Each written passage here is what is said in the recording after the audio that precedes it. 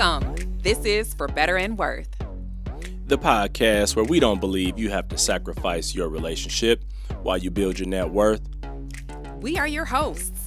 I'm Chris. And I'm Ericka Young. And we're so glad you joined us today. All right, y'all, come on. Let's get into it.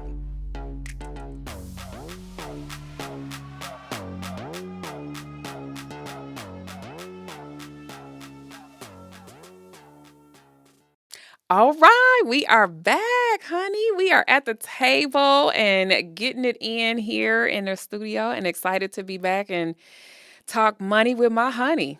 Glad to be back. Glad to be talking about some money and relationship things once again.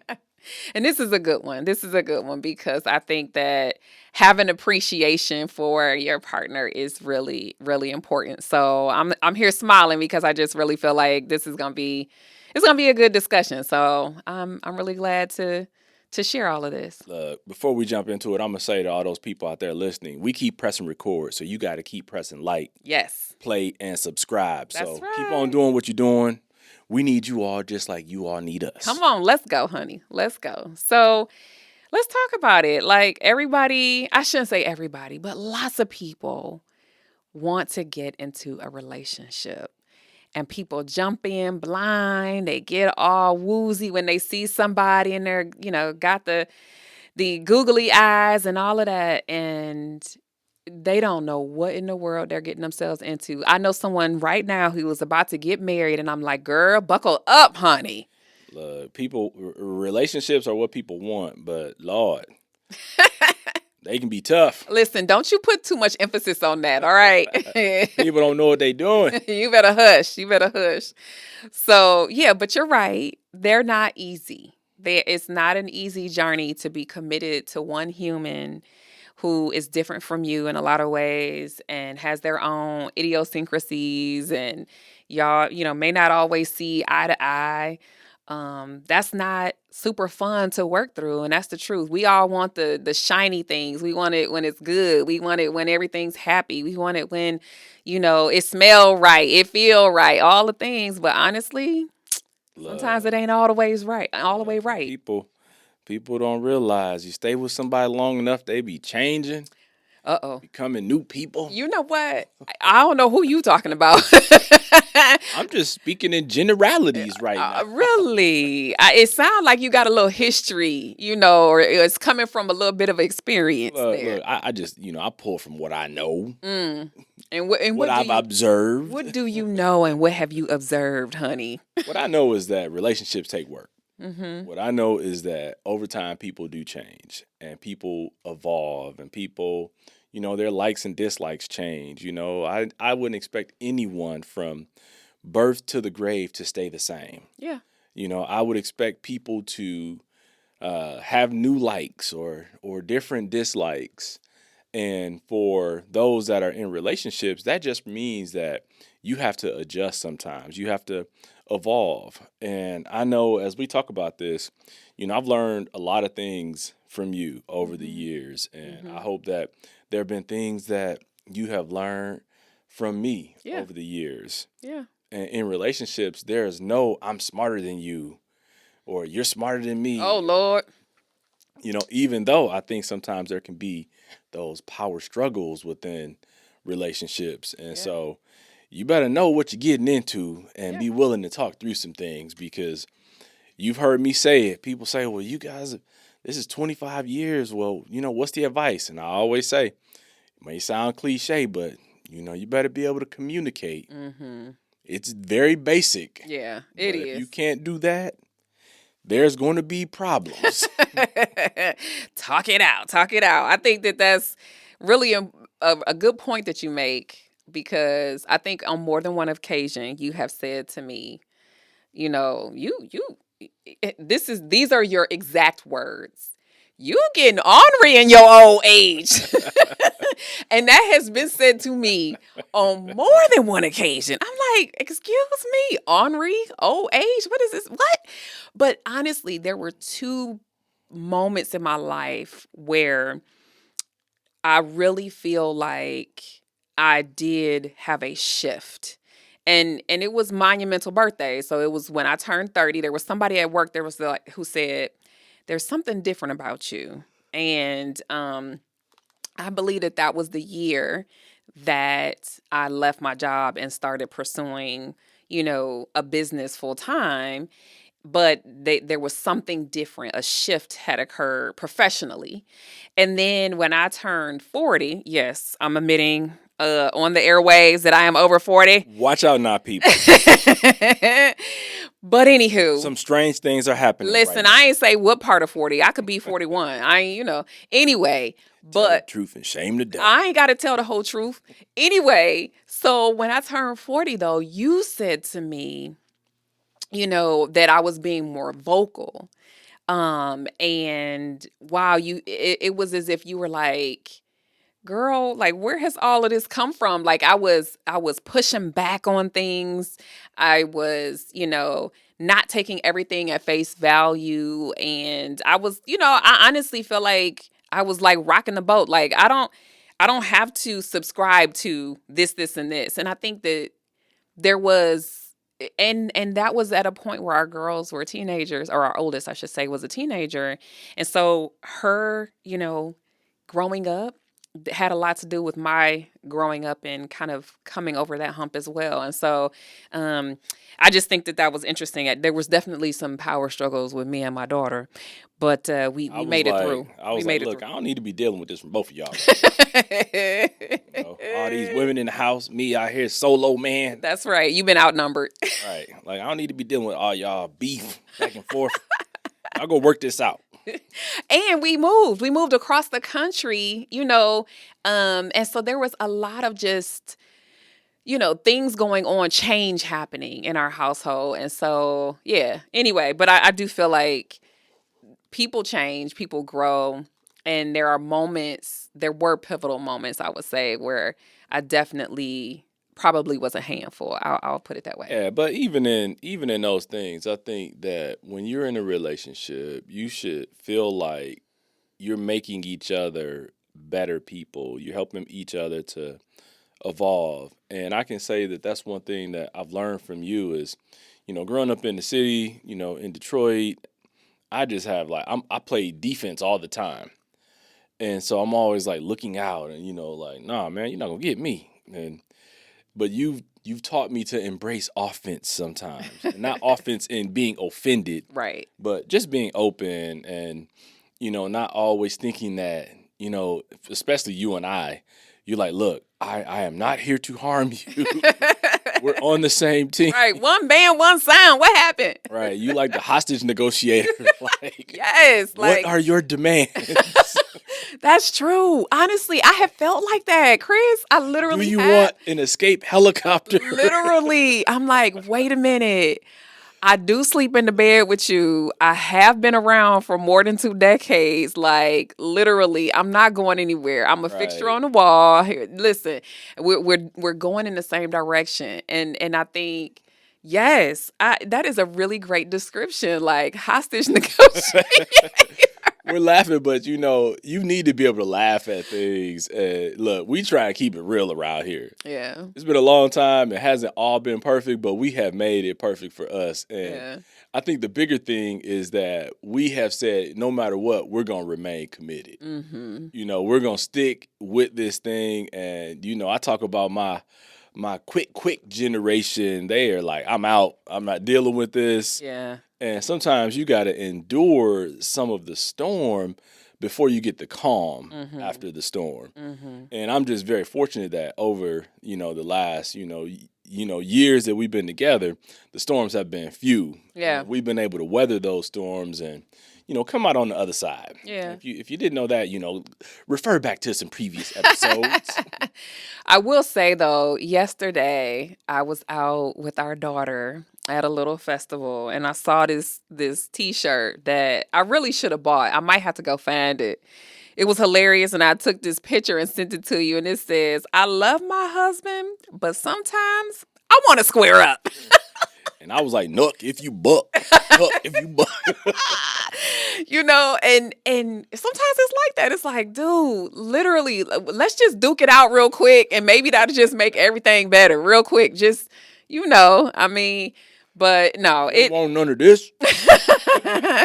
Oh, I could say the same thing. Hey, but yeah, I I mean, would never, I would never engage, in physical confrontations with my wife listen, or we any got to other woman. put the disclaimer out Right, here. right. We're joking, but sometimes we want to get down verbally, like, Well, and you know what? Honestly, I feel like saying it, just like, do you want a piece of me? Like, just literally just saying it. We don't mean it, but I think sometimes that just is also disarming. That has been helpful for us. But, I think it does take a level of humility to admit that we don't know everything, that we are capable of learning and growing and changing as well. That I shouldn't expect you to be the same human that you were 20 years ago. That's really not fair to your growth process. And I think that that's something that has really been helpful for us because I believe we've made space for each other to grow and to become a better version of themselves. I'm just laughing internally as I hear you talk about this, just because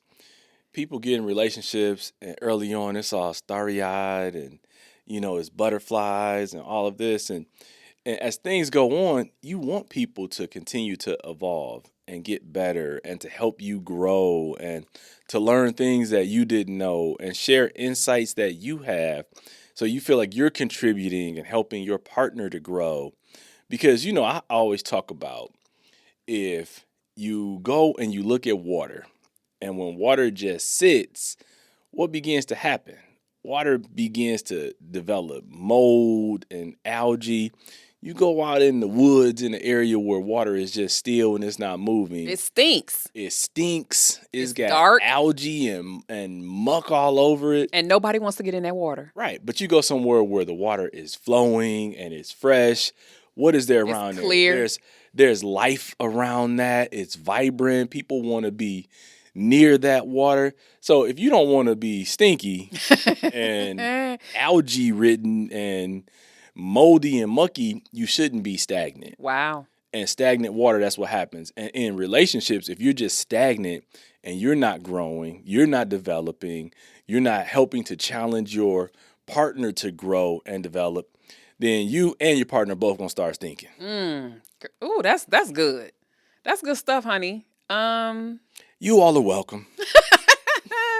Lord, that's great. That's great. So I'm curious, like, we've had a long history together. I mean, and I love this money stuff. So let's just be real about that. I have this innate just need to know what's going on with the money, how much is in the account, what we got in savings, are we going towards our goal? I need to know all these details, how much was spent on this, where things stand. Do you feel like I have been bossy about money stuff? Yes. Wait a minute, not you being all fast. Not you being Let me cut fast. to the chase. Yes. Okay, say more, say more.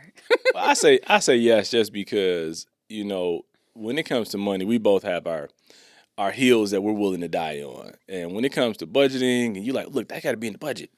Like spontaneous or impromptu. Well, that wasn't in the budget. Where's that coming from? We got to shift it. And we need that. You need someone who is going to be the stickler about helping you stick to the budget, or you both just going to keep going off track. Yeah.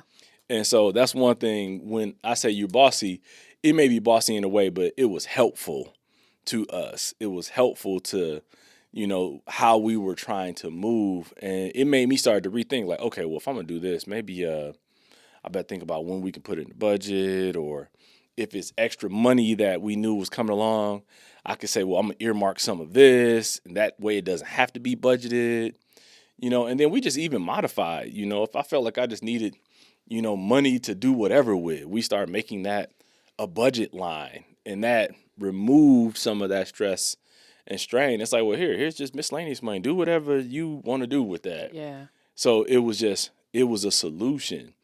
And so I think the bossiness was helpful. Yeah. Well, that's good to hear. Like, I'll take that. That's it. That it wasn't a bad thing. That being that you didn't take it as a bad thing. How about that? So let me ask you this. When you think about, we could be all planned out and on a budget and everything is moving along, how do you say you handle curveballs when they come along? Because I know we've had some big curveballs and some small ones come along, and I've seen you respond in different ways. But what would you say is how do you respond to it? The big curveballs are hard for me. The big ones, meaning this month we have immediately got to spend, $500, $1,000 on some car repair. For instance, when I got my car and literally within the first 30 days of getting my new to me car, we hit a pothole, or I hit a pothole. Yeah, let's be clear. Oh, don't trip because you were on the pothole yesterday. Okay, in my car, in my car. So, It but wasn't a pothole of death though. It was no, just a little. this one, a small human could have lived in that little pothole. And I hit it, and my tire and wheel, all of that came up to $800 immediately, and I was pissed. Like, not just because of my car, but like a financial curveball immediately that you can't avoid. It's not, let's just wait until the tires are, getting, no, this is handle this thing right now. And that upset me. And so I hate, the larger ones. The smaller ones, I feel like I know how to maneuver.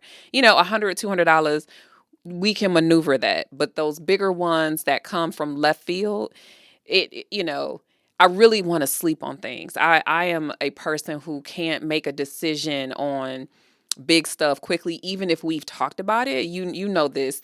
This is probably a pet peeve you have of mine, is that we could be talking about something for 2 or 3 months, and I'm still not at a place where I'm 100% wanting to spend whatever that money is. I don't like spending money. I just don't enjoy it. So big curveballs are hard. They're still, after all this time, still a challenge.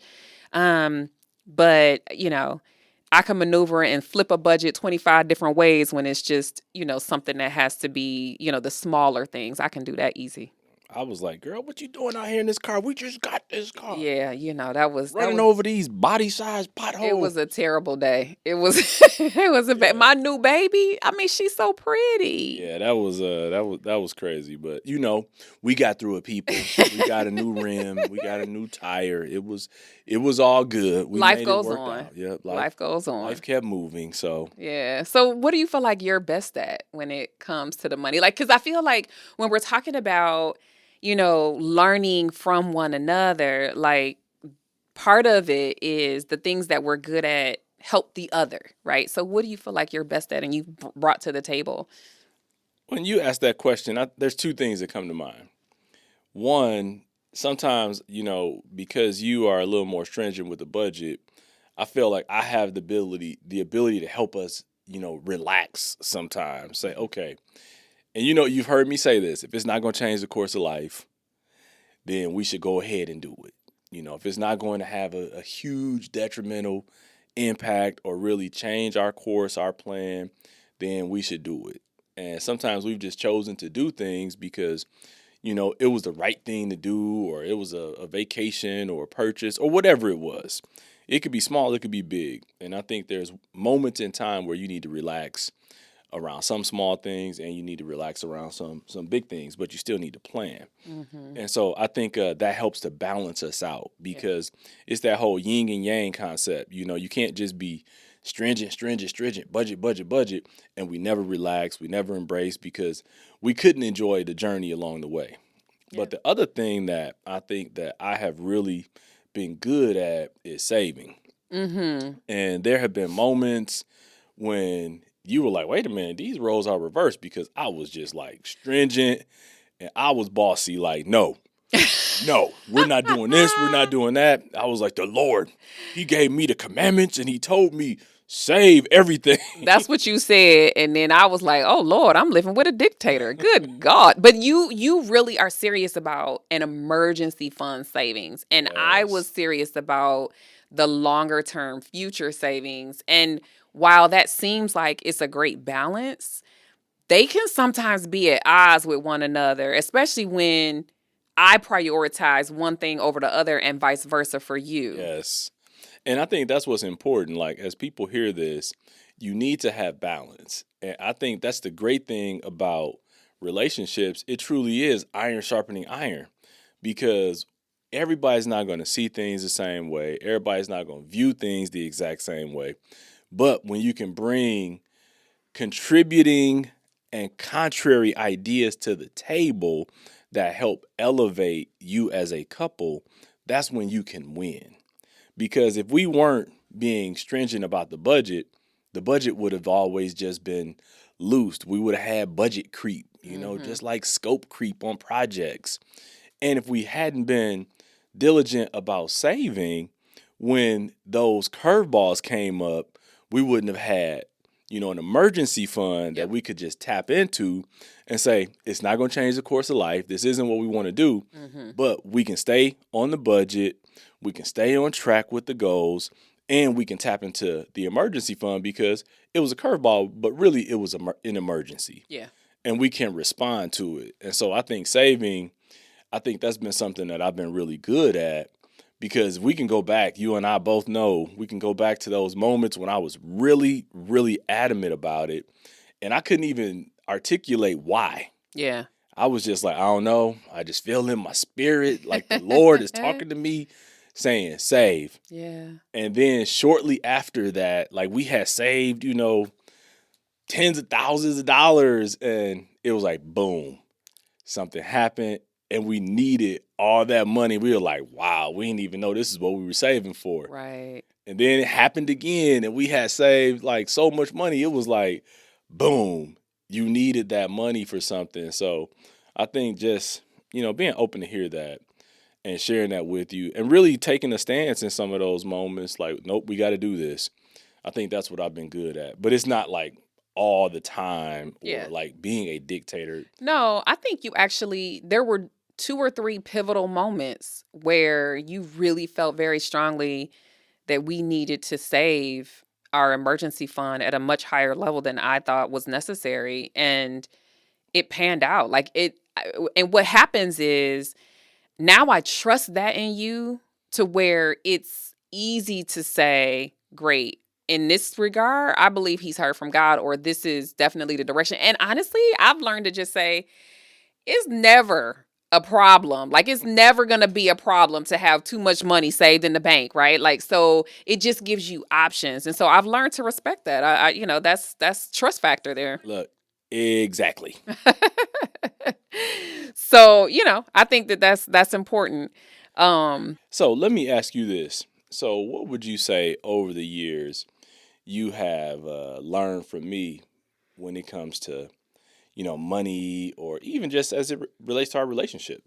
Well, you mentioned it earlier. One of the things is, I learned how to relax a little bit. Honestly, I feel like I learned how to spend money from you. Let's just be clear. Oh, Lord. Oh, you Lord. did this. It's your fault. I done messed up people. You did, because I will say, when we met, I was absolutely cheap. I have to say, today I'm frugal. Today I like a deal. Well, we're going to say you were frugal then. No. I admittedly will tell you that I was cheap. Like, I was not looking for quality. I was looking for the least expensive. All right, well, own your truth I'm just saying. I'm just putting it out there. It's fine. But over time, I've learned to like new things, nicer things, higher quality, which costs a little bit more money. And I just like to get a deal on it, right? So I'm always searching for the best that I can get for what I'm willing to spend.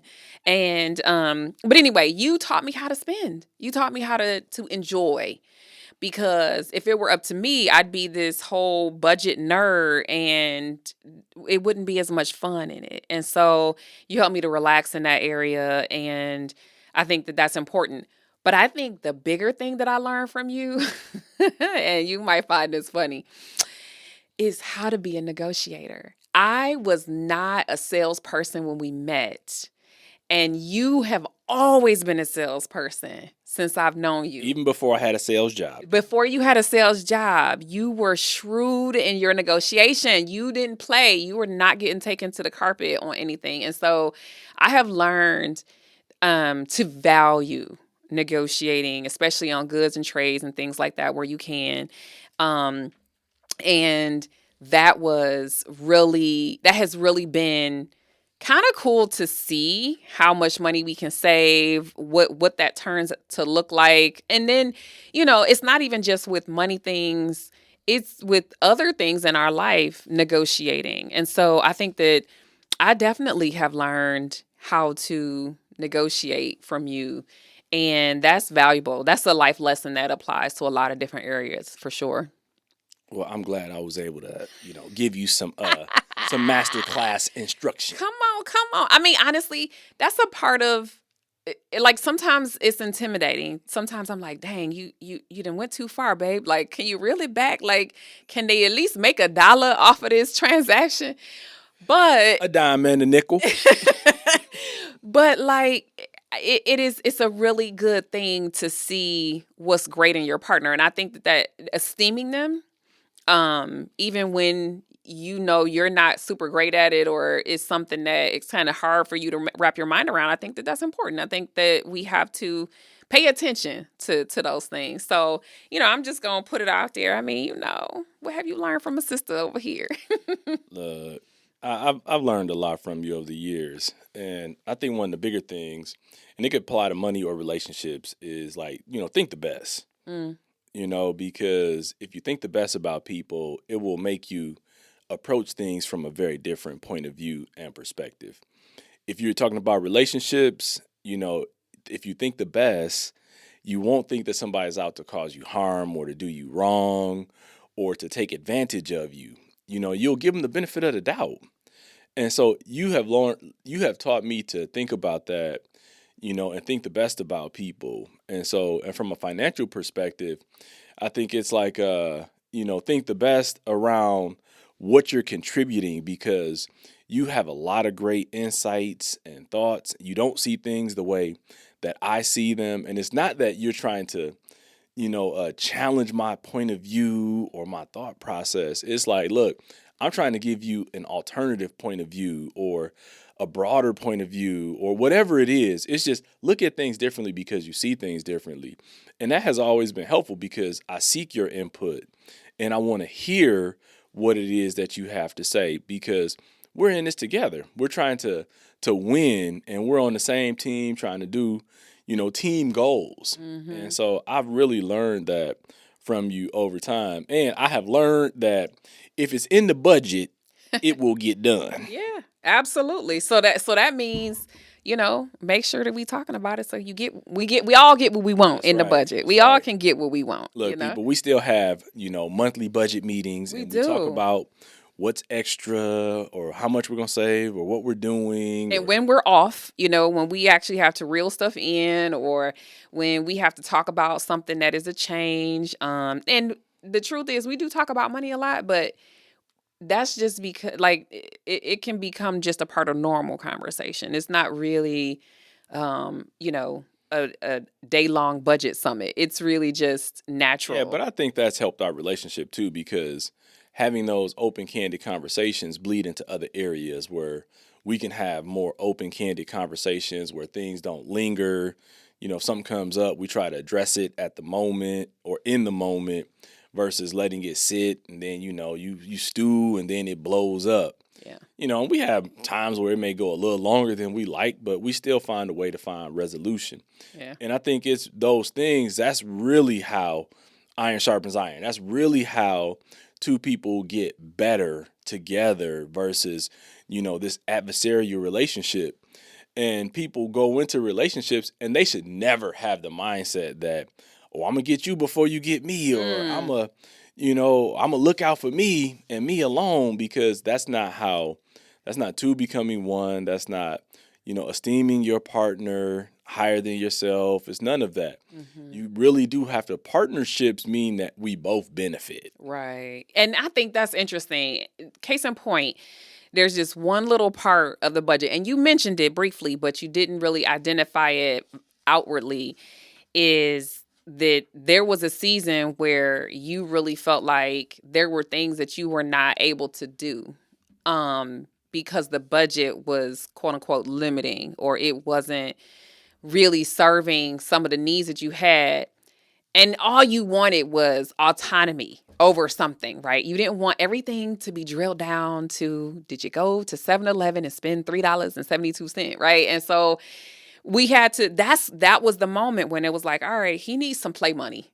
Chris needs some play money that no one has to answer to. No one wants to have to talk about when they went to the drugstore and they picked up this extra Look, thing I'm or like, I'm gonna whatever. get Starbucks when I want it. Right. You know what I mean? Like those are the things that like grown people need autonomy. And I think that when we've had some of these conversations, I've learned that it's important to have some of that freedom. And I now teach that with my clients. I literally recently had a couple who had a little bit of a power struggle over should he be able to spend this, that, and the other. And I said, well, he probably feels strapped, and so having a little bit of play money and both parties can have that, and I think that these are the little things that not just help our relationship and our budget, but they can help other people because it doesn't have to be so strict and rigid where people aren't actually able to have fun and have, like I said, autonomy over some Oh, this dollars. brings me back to those other episodes, Oh, Lord. talking about if they make more money or my money. And ooh, Jesus. Yeah. Once again, go back to those previous episodes and listen to what that is about. Right. But look, I think this was a good conversation. So, as we wrap this up, how do we make it worth it? Yeah, honestly, I think it's really take a money meeting and talk about what you've learned from one another. Honestly, because I think that when you esteem, lift up, and build up your partner, that's just deposits into the love bank. That's really good to see your spouse in a positive light and to help them to know that you appreciate them and what they're bringing to the table. And then I think, that is something that will also help with the finances because if you have roles or, responsibilities that you're really good at that the other person isn't, let them know that that is appreciated. I think these are the things that we kind of can miss because it's not all about the numbers, it's also about the relationship. And I think we have to really bring light to that. Look, I say you make it worth it by really remembering that it's a partnership and that we're in it together. Whether it's the money or the relationship itself, partnership means that you're in relationship, you're in connectedness, and you're both trying to benefit. Mm-hmm. And so if you remember that, it's real simple. That's how you make it worth it. Mm-hmm. Is just think the best Mm-hmm. and work towards common goals. And if you're on different pages, talk it out. Because partners in business, they don't always agree and they have to talk things out. Then they make a collective decision that's going to help move the business forward. And so, relationship can be a business. Yeah, And it so, is a business. And so you have to just make sure you do those things in your relationships and with your money, and you'll get the outcomes that you're looking for. Yes. Well, it has been a pleasure, honey. I appreciate you. I'm really glad that we talked about this. Yeah, So me too. I appreciate the insights that you bring to the table, and everybody who's out there listening, we appreciate you continuing to press play and log in. And until next time, we're out. thank you for spending some of your time with us today. We appreciate all your support. So be sure to subscribe, rate, and review us wherever you listen to this podcast. You can find us on Instagram at For Better and Worth. And sign up for our email on forbetterandworth.com. Till next time, we're out of here.